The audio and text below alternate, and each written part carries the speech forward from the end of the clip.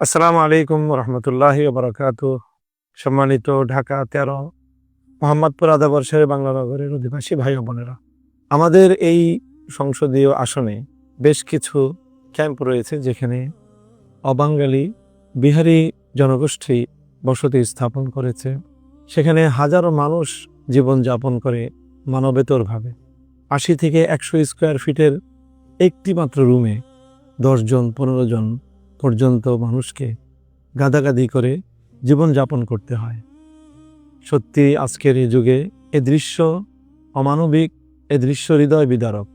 আজও পর্যন্ত স্বাধীনতার ৫৫ বছর পরও ভাগ্যাহত এই ক্যাম্পের অধিবাসীদেরকে নিয়ে নেই দুর্বিষহ জীবন থেকে মুক্তিদানের বাস্তবসম্মত কোনো পদক্ষেপ।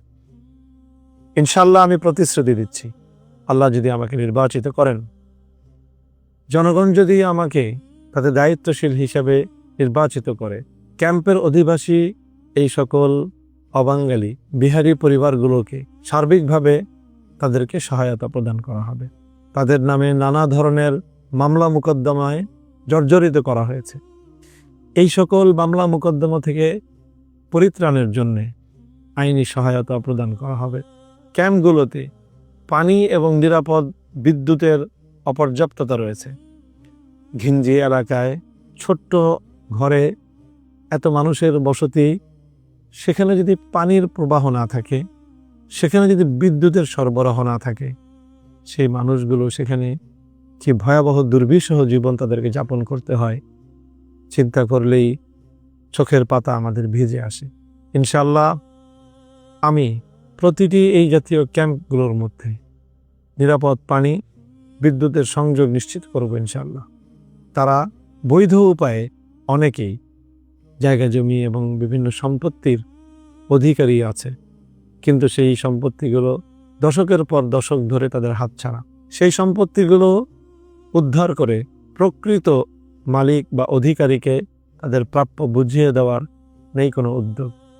ইনশাল্লাহ আমি যদি নির্বাচিত হই, প্রত্যেকটি মানুষের ব্যক্তিগত ন্যায্য পাওনা এবং তার মালিকানাধীন সম্পত্তি উদ্ধার করে তাকে বুঝিয়ে দেওয়ার উদ্যোগ গ্রহণ করব।